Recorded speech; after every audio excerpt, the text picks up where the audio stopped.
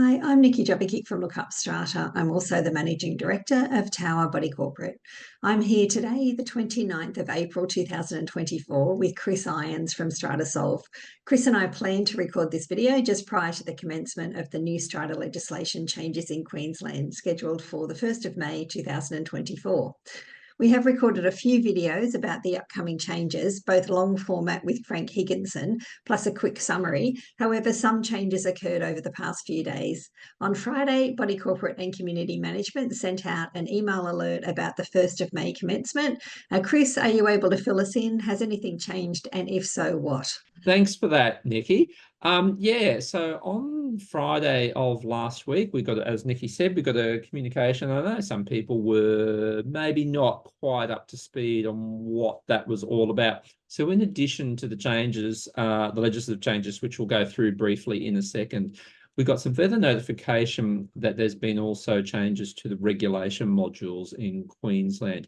Big change here, there's a few changes, but the big change here is around pet approvals, Nikki, and for everyone watching. So from the 1st of May, in addition to the legislative changes about bylaws not being able to prohibit keeping animals, we have changes to the approval processes.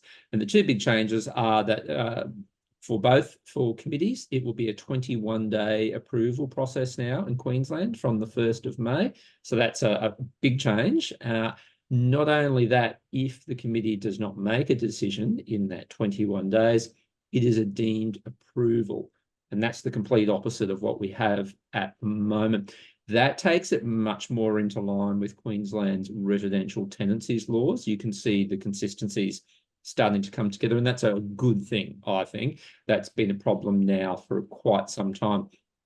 For general meetings, sometimes pet approvals have to go to general meetings depending upon the scheme. Very similar processes are in place there as well. But mainly for committees, that's the big thing. We have a couple of other changes that's come through in those regulation modules, just a few clarifications about how records are to be delivered and given to people. And some clarification there that a record can be given by the body corporate to an interested party through something like a portal or a file share device. And that's always been the case, but this is a clarification of the fact that that can happen. Nikki, with that, I will share screen and we will go to a bit of an overview. Look, we're not going to go through line by line, chapter and verse here. That's just not possible. But the really quick overview of things that we're talking about from the 1st of May in Queensland. So here's your source material, everybody. That link there takes us to the bill, which amends the Body Corporate and Community Management Act 1997. In due course, that bill will be incorporated into the Act. It's not yet, so just to clarify what I mean, this bill contains all the changes that we're talking about, but it hasn't been incorporated into a consolidated version of the Act yet, but that shouldn't be too far away. And those regulation module changes you were just mentioning, Nikki, and I was just talking about, are contained in that link. And again, same thing there, they will be incorporated into a consolidated version shortly. All right, as I say, very quick overview. This is not meant to be chapter and verse. So let's talk about scheme termination here, Nikki. I'm sure nobody is sick of my silly illustrations yet, so I'm going to continue on with them. The big thing to remember about scheme termination is that the so-called 75% rule will come into place from the 1st of May. There will still remain two options to terminate a scheme. It's that one and the existing regime as well. The 75% rule will only apply where there are economic reasons to terminate the scheme, and that's been made clear in the legislation. Interestingly, though, economic reasons are not defined in the Act. So there's a lot of information about process, and there's a lot of information about what needs to be taken into account. But what is actually an economic reason is not defined. So it will be open to schemes to investigate. And I probably can't stress enough here that if a scheme is going to pursue that idea of a 75% termination on the grounds of economic reasons, They really will need to have some pretty solid objective information there. I think the key point to remember about the 75% rule, Nikki, it is an incredibly convoluted process that will need to be gone through here. If anybody out there is thinking, oh, we'll just call a general meeting and we'll get 75% of owners to approve that and then we're terminating the scheme. No, no, no. There is a long process of I won't go through all the nuts and bolts of it now. It really is incredibly convoluted. I think my estimate is that you're looking at probably 6 months, if not longer, to get simply to the point where the 75% could potentially come into play. So as I've said here, there are going to be a lot of opportunities for this process to fail. And I think that's deliberate from government and legislators to set it up that way. So it is absolutely essential that it be a step-by-step process. It's absolutely essential that no corners are cut, because if a corner is cut, you go back to square one. And the big problem about cutting a corner here, not only will the process fail, it's going to encourage an increasing sense of cynicism and distrust at the scheme. And if the first attempt doesn't go according to plan because somebody doesn't follow all the steps or somebody hasn't been given the right notice, you can see, can't you, that 75% is going to be increasingly difficult to obtain. It's going to be difficult anyway, I think. Everybody thinks that 75% is some kind of magic number to redevelop an ageing scheme. 75% is a lot. It's not a small amount. So we need to bear that in mind. Be methodical, step by step, don't cut any corners. Lobbying and persuasion will absolutely be key in this process. There's going to be people who will not want to sell, particularly in an incredibly tight rental market in Queensland, and I'm assuming it's the case around the rest of the country as well. People in these schemes who perhaps are on the verge of deciding to terminate, they just won't want to if they are concerned that they won't have anywhere to live. So for those people who are really promoting the idea of terminating the scheme at 75% of owners, you're going to have to do a bit of work to make sure people take that journey with you. Let's keep going, Nikki. Keeping animals. Big changes here that there's going to be no such thing as a pet-free building any longer in Queensland. The legislation will say that a bylaw cannot prohibit the keeping of animals. So that's the big change. Having said that, it is really important to remember that the new the new legislation absolutely will give committees the power to approve pets. So a bylaw can still require the approval of the committee. The circumstances in which the committee can not approve are extremely limited, but they are there. A couple of examples of where a committee can say no or can refuse permission if it conflicts with a local law. So if your local council has said you can have only 2 dogs at your premises and you want 3, the body corporate can refuse on that basis. If it is a so-called declared animal, and there are various animals which are declared animals because effectively they're dangerous, that too can be a basis. And there are a few other reasons for refusing. And as I said right at the start, the other big change are the timeframes involved here. A couple of things to remember. Pets can still be removed from the premises if they are a nuisance or they are in contravention of the conditions of approval. So it's really important to remember. Anybody who thinks that this is some kind of blanket pet utopia free for all, it's not quite that. It's very much in favour of pets now, but it's not quite the 100% pets everywhere forever kind of utopia that you might think it is. And as I said before, some pretty big changes to the approval process as well. Let's keep going. Another big change, according to Paddy and Selma, is in relation to smoking. So what we will see here is that a body corporate can have a bylaw where smoking can be prohibited. Not just prohibited on common property, but can also be prohibited in open areas. Open areas has been defined helpfully in the legislation, and that includes veranda, patio, courtyard.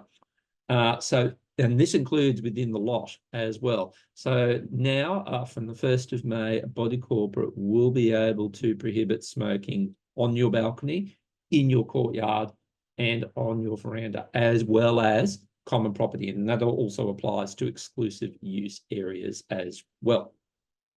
There will also be a provision about bringing an invitee onto the scheme as well, and whether their smoking causes a nuisance to others at the scheme. So it's not necessarily just about tenants and owners, it is about invitees as well. And that's an important distinction to make, because other changes, which we'll look at in a minute, do not apply to invitees. So practicalities here. Smoking is basically as dead as a dodo in a body corporate, but the bylaws absolutely will need an update to reflect that. Let's keep going with towing. Towing is a big deal in urban centres and CBD centres in particular. There's always been a slight ambiguity about towing as it relates to bodies corporate. So the changes here from the 1st of May is a very clear declaration in the Act that a body corporate can tow. I think the exact wording is it would not be unreasonable for a body corporate to tow. That's great. And also interesting is that the new laws say that if a vehicle is parked in contravention of the bylaws about towing, then the body corporate does not have to go through the very convoluted enforcement process or the preliminary enforcement process. It might be able to tow straight away. So that's a big change. A couple of practicalities. Probably the big point I would make here is that nothing in these new laws talk about whether a body corporate or the committee, or indeed individual committee members, are going to be liable or not for damage caused in relation to towing. So, for example, if a committee looks at these new laws and goes, hurrah, this is going to solve all of our parking problems, let's tow a vehicle right now, there's nothing in these laws that talk about what happens if the vehicle is damaged en route or damaged at the impound lot, or if something happens to go missing from the vehicle as well. Committees, I think, need to take some specialised advice about whether they're going to be held accountable or responsible for that. I can't advise that, and certainly the legislation does not comment on that. Just quickly on insurance, there's going to be some changes in relation to the process of approving alternative insurance. So in Queensland, we have the prospect of alternative insurance, and up to this point, it's been a discretionary power of the Commissioner for Body Corporate and Community Management to approve alternative insurance. I used to do that when I was Commissioner. The changes now will see adjudicators rather than the Commissioner make that approval. That's a reasonably significant change because all adjudicators' decisions are published. So we will be able to set some kind of relative precedent for alternative insurance. But the publication of adjudicators' orders means that they're there on the public record. So that has an implication for that scheme once they apply for alternative insurance, because important to remember, alternative insurance is merely a sanction for the body corporate to not comply with all of their insurance obligations. It certainly does not solve any of the issues about availability and affordability, particularly in North Queensland. A couple of other changes to note. We're going to have an expanded definition of records. So there's always been a bit of back and forth about what a body corporate record is. Some things are very obvious, some things have been less so. The definition will be expanded, and I think expanded pretty widely in my reading of the legislation moving forward. There will be some changes to codes of conduct, and the interesting change here is code of conduct for management rights holders or caretakers or on-site managers, as people sometimes refer to them. The code of conduct will be changed to say that a management rights holder cannot unfairly attempt to influence the outcome of a motion at a general meeting. That's a significant change for management rights holders, because when they're looking for things such as top-ups to their agreement, they will routinely go out and try and positively influence outcomes. They won't be able to do it from the 1st of May, although other people potentially can do it, such as owners. Developers, or original owners, as they're called under the Act, will for the first time be held as a party to a dispute in the Commissioner's office. And this relates to the circumstance where a developer is meant to provide information to the body corporate so they can hold their first AGM and get the scheme up and running, and they don't do so. So now a body corporate will be able to go through the Commissioner's office and have that dispute with the developer. Couple of interesting changes to layered schemes in particular. When it comes to layered schemes, the changes here are that individuals in the subsidiary of the layered scheme will now be able to access records, will be termed an interested person, but also bylaw will be able to be enforced directly against that interested person in the subsidiary scheme. Previously, it had been a bit of a convoluted and complicated process, but that will be changing from the 1st of May. And for people who live in layer schemes, it's going to be a significant change moving forward for them. Really importantly, Nikki and everyone, this is what's not included. So we don't want people to go away assuming that things are included which are not. So what's not included here is regulation of strata managers. This has been a huge issue over the last couple of months. No changes to strata manager regulation. You can go out and set yourself up as a strata manager tomorrow if you wish in Queensland.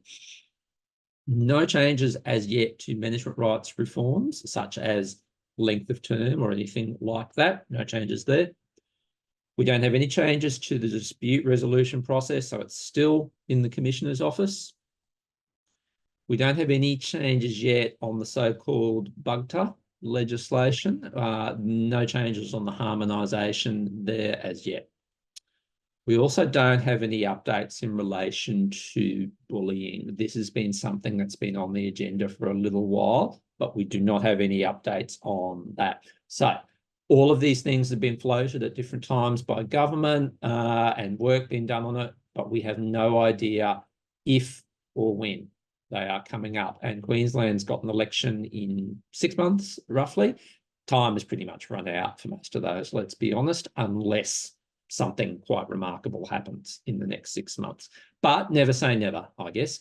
So what are your takeaways here? Just a couple of things. Don't get too stressed about it. My take on these changes, it's pretty much everything that we have thought and assumed and operated under for some time. It's now just put into law. The pets situation is a great example of that, Nikki. Bylaw review, really strongly recommended. If you've held off on reviewing your bylaws, you haven't reviewed your bylaws for a while, now's the time to do it. Get into it, get them done properly, and you can take advantage of some of these changes and get things running at your scheme the way that you would like. I can see in some instances where a bylaw review is going to be really problematic at a building, for buildings where there's smokers, for buildings where pets have been an issue for a long time. There's definitely going to be issues at schemes where scheme termination has been talked about for some time.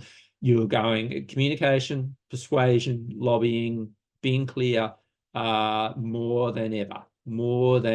It's the #1 priority in a body corporate. And as I said before, there's going to be so many traps for the unwary or the uneducated. Be thorough, be methodical, seek qualified assistance at all times in the process. Thanks so much, Chris. It's really great that you're able to join us and fill us in on all of these changes that are coming up, keep us informed. I'd also mention too, we recorded a session with you and Frank Higginson, which was a long format that went into lots and lots of detail about all of the changes. I'd really recommend anyone that's watching this just do a quick refresher and watch that video again so that you know exactly what's happening. And we'll link to that video at the end of this video. The scheme termination in particular, Nikki, Frank and I spent a lot of time going over the steps. So that will be one to look at. Excellent. All right. Well, thank you so much, Chris. Great. great having you here again. And yeah, we'll see you next time there's an announcement for the next lot of changes that are coming up. But for now, let's see how we go on the 1st of May. Thanks so much. Thanks, everyone. Bye-bye. Bye. If you gained value from this video, please hit like and subscribe to our YouTube channel. If you're looking for information about parking, strata insurance, defects and more, head over to lookupstrata.com.au or sign up to our free weekly newsletter via the link in the description box below.